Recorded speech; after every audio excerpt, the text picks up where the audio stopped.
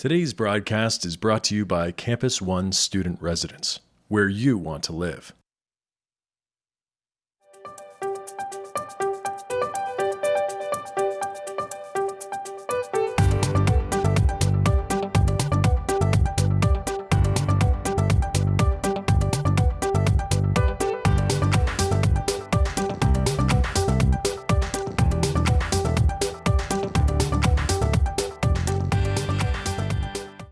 Hello and welcome to Ryersonian TV. It's Thursday, March 14th, and I'm Mahogany Harris, and you're watching Ryersonian This Week. Canada will be temporarily grounding all Boeing 737 MAX 8 series aircrafts and banning the jet from entering its airspace until further notice.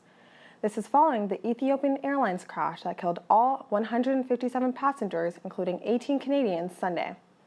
Transport Minister Marc Garneau said that the decision to ground the planes was a precautionary move made after a review of all the evidence that was available. He also said that his department received data suggesting a similarity between the Ethiopian airline crash and the Lion airline crash in October. Sunwing Airlines was the first Canadian airline to temporarily ground the aircraft series. The black box flight recorders from the crash site will be sent to Europe for analysis. Canadians traveling to Europe will soon face some travel restrictions. By 2021, the European Travel Information and Authorization System, or ETIAS, will have Canadians filling out specialized paperwork and paying a fee of $10.55 in order to travel the continent freely. Within 24 hours, travelers should be approved or denied by the European Commission. This does not include the UK and Russia. The European Union said it will be adding these new restrictions to curb illegal immigration and protect the continent's borders. All right, so today is the last day to vote on the RSU elections. Recently, the student union has been under fire and the parties are working hard to encourage students to vote. Premier Doug Ford recently announced a 10% budget cut to post-secondary education. This has in turn led to budget cuts across all faculties at Ryerson. For more insight on this, we're joined by current RSU President McLean DeWeaver. Thank you for being with us today. Oh, thank you for having me. I'm happy to be here. Let's start with the ancillary fees. Auxiliary fees, yeah. All right, so how will Ryerson services be impacted for 2019 to 2020 with the opt-out option, and what services are we talking about here? Yeah, so I think when they announced legislation a month ago, there's three things that happened. The first one was, as you mentioned, cuts to students' tuition, so which at face value looks good, but that will be met with cuts to university, to the university funding. Yeah. Secondly, they announced cuts to the amount of grants that students will get. And thirdly was the ability for students to opt out of paying certain fees, such as the RSU fee. So I think that the question is what services we're talking about. I know there's been some surveys and they've looked at how many people will opt out, and I think at the current level of opt-out, it won't really be the student choice initiative because there won't be any choices because we won't be able to even have the overhead to provide some of the services. Yeah, so fair. Say, for example, you have a student group, right?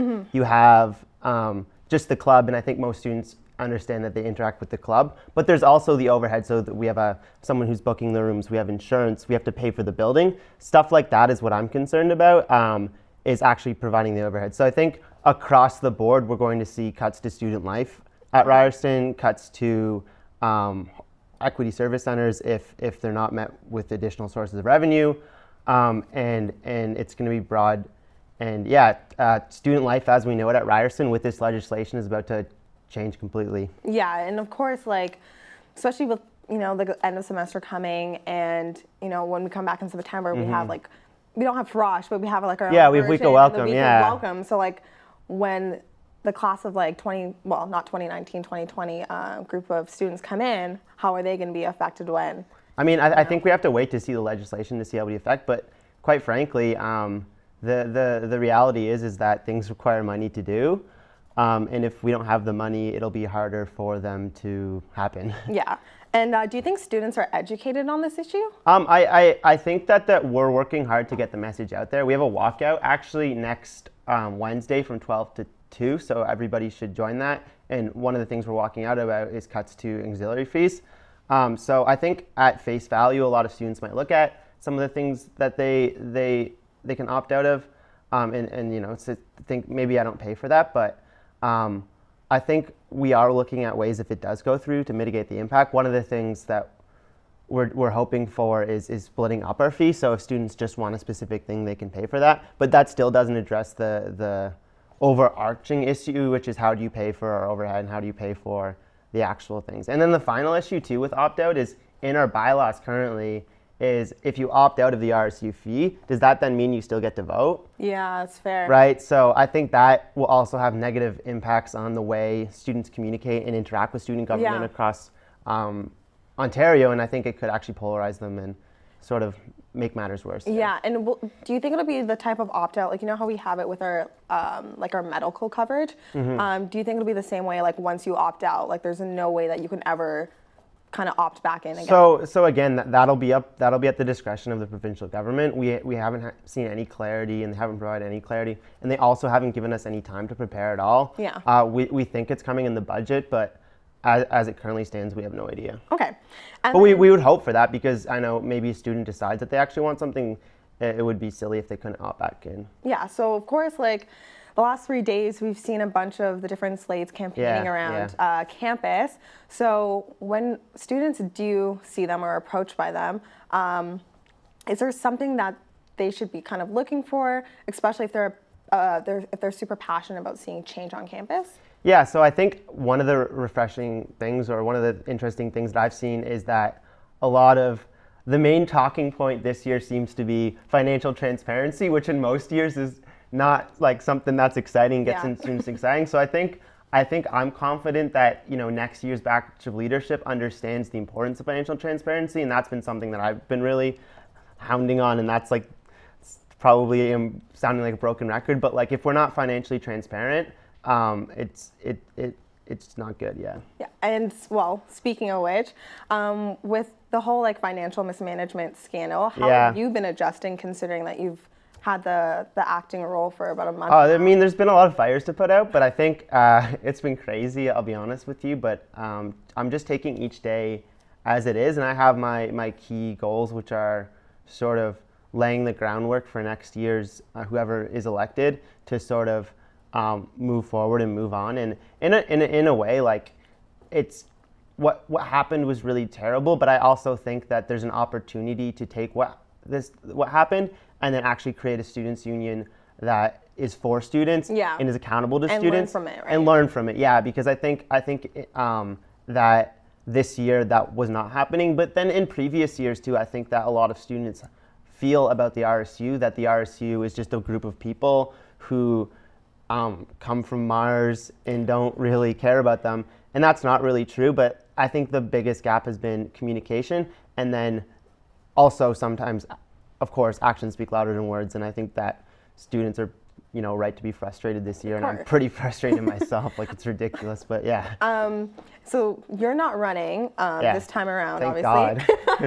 God. So for the incoming RSU executive team, what advice do you give them? I'll be there to give them a lot of advice. I don't have a transition period, so they will have the benefit of knowing that they're not going to just be thrown into that. I remember the day after the board chose me, someone messaged me in the morning and they're like, "Is the Students' Union building open?" And I said, "I don't know, don't ask me." And then I was like, "Oh shit, like I guess I'm president." Yeah. So yeah, the job itself doesn't come with a guidebook, but I'll be there to support them, assist them, and then also hopefully instruct the importance that there are things that are very urgent, and that the sort of activating our existing resources and stuff like that should be priority number one. Okay.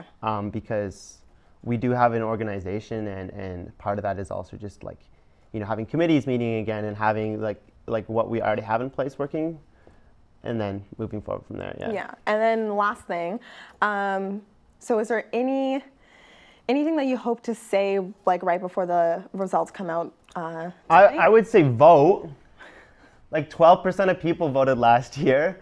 So like just do it. It takes 10 seconds. There's some great coverage by the Ryerson and the Eye Opener about people's campaign points. Get informed. Don't just take a waffle and vote. Look at people's campaign points. I So mean, it's fair. Waffles are tasty. Yeah, I mean, like, unless you're going to give you waffles every day and that's what you want the students union to do, by all means go for it. But I think that, not to say that they're wrong to give out food, like, I think it's just kind of a fun thing to do. I don't want to say that, but don't make your decision based off that. Yeah, I feel that's fair. Yeah. Well, thank you so much Yeah, for you're quite joining welcome. us Thank today. you for having me. And good luck with the rest of the semester. Thank you very much. All right, so with the election campaigns coming, and parties are always looking for more ways to attract votes, Olivia Scarangella asked students if these tactics are effective.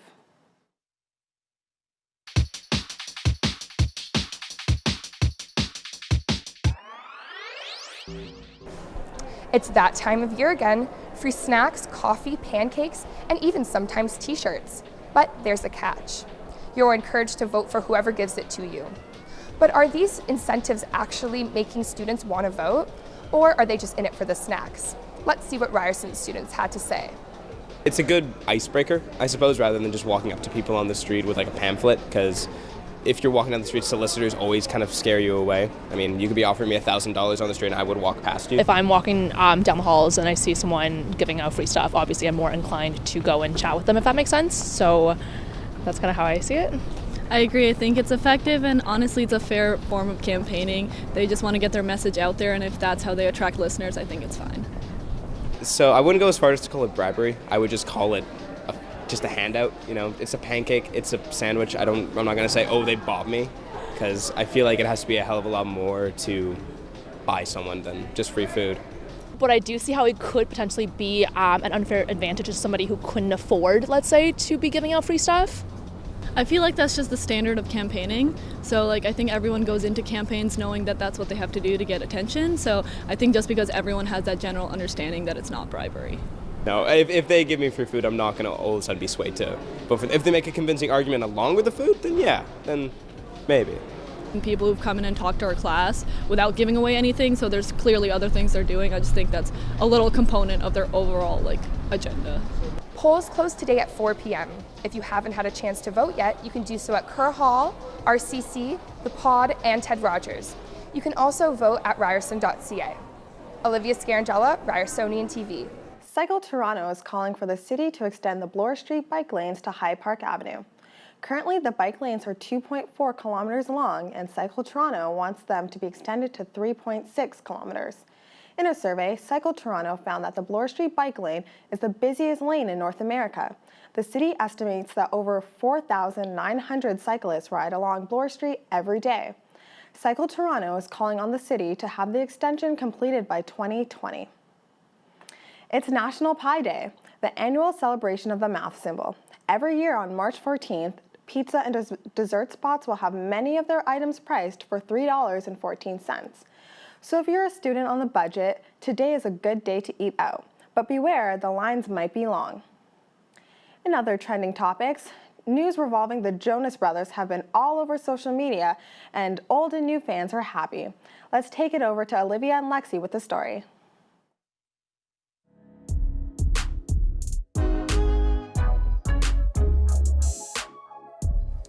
Olivia, what was the saddest day of your childhood? Well, Lexi, don't judge me, but it was when the Jonas Brothers broke up. Well, it's not the year 3000, but the Jonas Brothers are officially back together, and they're already hitting #1 on all the Billboard charts. And they're married, but it's fine. It's whatever, it's just a small detail. But what isn't a minor detail is that their new single, Sucker, is actually the first time that a single from a boy band has hit the top Billboard chart in more than 16 years. And they are not keeping it on the DL. They're making it super clear that they are just getting started. Funny story, the Jonas Brothers was actually my first concert. No way, me too. I'll never forget, I was crying because I saw Nick Jonas on stage, but now I'm just crying because he has a wife. The trio tragically broke up 6 years ago, and at 13, I had my first heartbreak. I think everyone felt that, but now all fans, new and old, are getting super excited about this reunion. Yeah, Twitter is literally burning up.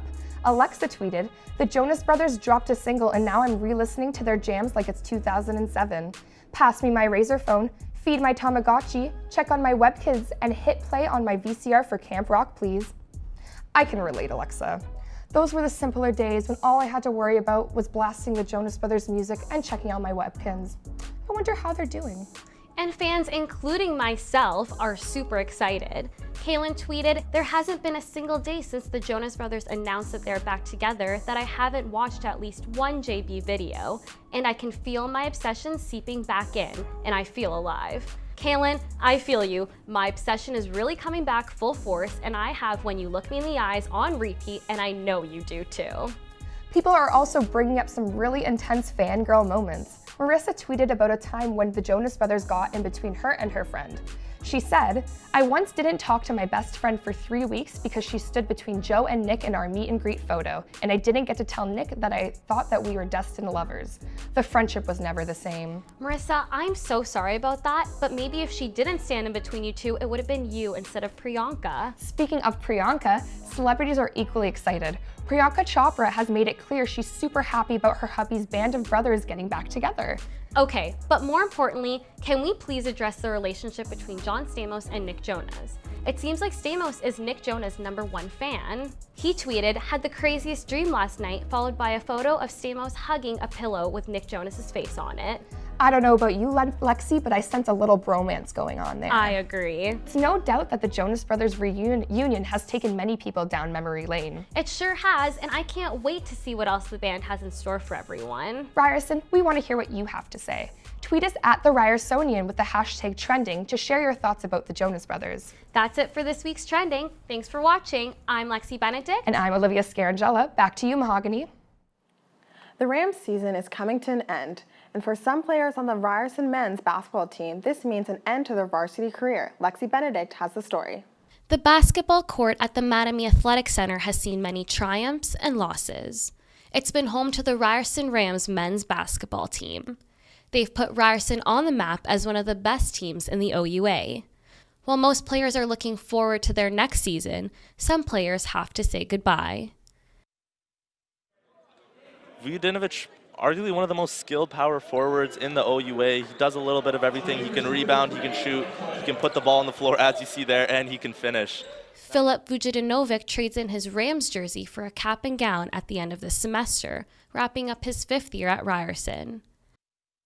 Not only has Vujadinovic been to 5 U Sports finals, they've all been games where the Rams have brought home a medal. 5 years ago today, this wasn't where he saw himself.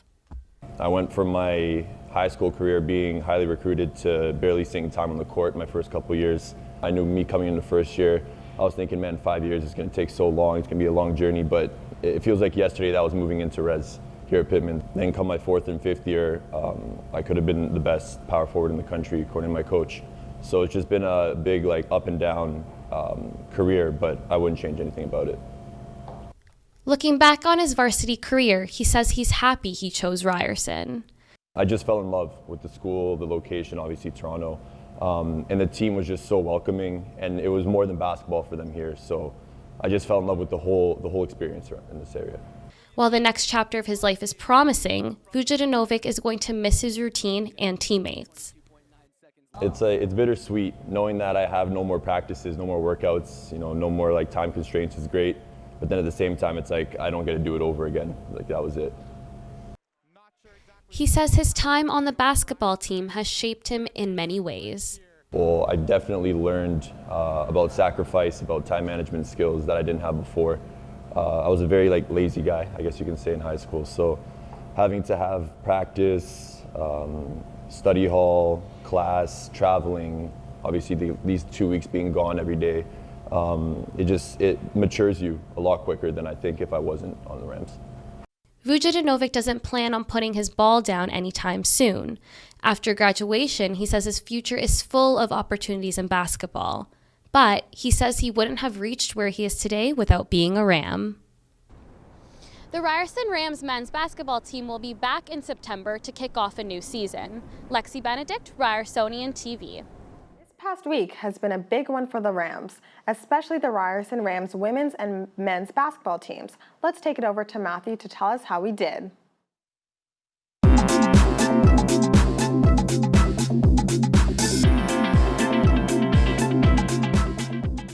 Thanks, Mahogany. In sports news, the Ryerson Rams women's volleyball team ended their OUA playoffs with a silver medal on Saturday. After cruising past the Western Mustangs in Friday's semifinal matchup, The Rams headed into Saturday's OUA championship game against the Toronto Varsity Blues as the top seed. Deanna Vernon led the Rams with 10 kills and 6 blocks in 3 sets. The Rams struggled in the first set, tallying just 10 kills while Toronto stole the set 25-20. Things got tougher in the second, with Toronto going up 12-5 at one point. Despite strong efforts to tie the game, Toronto took the second set 25-21. The Rams tried hard to make a comeback, but they couldn't overcome the Varsity Blues, who won the third set 25-21 and took home the OUA Quigley Cup. The Rams will still go on to compete in the Youth Sports National Championships hosted by the University of Alberta this weekend. In basketball news, both Ryerson's men's and women's basketball teams played this weekend in the Youth Sports Final 8. The men's team defeated the Concordia Stingers in the quarterfinal game, but lost to the Calgary Dinos in the semifinals. However, they did not go home empty-handed as the Rams triumphed over the Dalhousie Tigers 84-66 in the bronze medal game to place third on Sunday. Ryerson's women's basketball team played host as the 8th seed in the tournament, but were defeated in their quarterfinal matchup against the top-seeded Laval Rouge et Or. After triumphing over the Regina Cougars in their consolation semifinal game, the Rams were able to secure 5th place in the tournament with a 91-67 victory over the Acadia Athletics on Sunday. And that's it for your weekly sports update. I'm Matthew Rodrigo-Poe. Back to you, Mahogany. Thanks, Matthew. The weather has been pretty crazy over the past couple weeks. And here with all your weather details, here's Julia.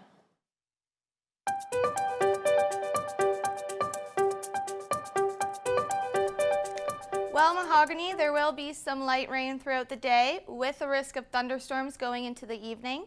So make sure you have your rain boots and an umbrella to keep yourself dry during the day. Spring is in the air and today's high of 9 degrees, feeling like 6. That's the warmest it's been all week. What's the saying? Spring showers bring May flowers? Well, that's definitely true for today with a chance of 10 to 15 millimeters of rain and only a possible 2-hour window of sun. I definitely will be staying nice and dry inside the studio. But for now, let's take a look outside at our weather window. You can see there are students still wearing their coats, so it is a little chilly this morning, but it will warm up in the evening. There is still snow on the ground, but there are puddles, which means that spring's coming, so that's super exciting. And now let's take a look at our 5-day weather forecast. So on Thursday, which is today, we have a high of 9 and a low of 1. It will be cloudy and, as I said, with some showers and a risk of thunderstorms going into the evening. Friday we'll have a high of 8 and a low of -2. The morning we'll see some light showers and some sun in the afternoon, but mostly cloudy. On Saturday we're going to have a high of 1 and a low of -5. The morning will be a mix of sun and clouds, with the afternoon looking mostly cloudy. And we're going to move on to Sunday with a high of 1 and a low of -5, with a mix of sun and clouds throughout the day, but the air will become more chilly leading into the evening. On Monday, we will have a high of 1 and a low of -6. The day will mainly consist of some clouds and possibly some flurries. Over the next 2 days, we will see some flat showers, but a high degree of 9, which for us Canadians is basically bathing suit weather. Over the next weekend, the sun will be out, but the air will be cooled down with a low of -5 on Saturday and Sunday. It's supposed to be cool next week, but who knows? The weather gods are temperamental these days. So enjoy the next 2 days of warmer weather while they last. That's it for this week's broad forecast. Over to you, Mahogany. And that's it for this week's show. Don't forget to pick up a copy of our paper and follow us at the Ryersonian. We'll see you next week. I'm Mahogany Harris, and thanks for watching.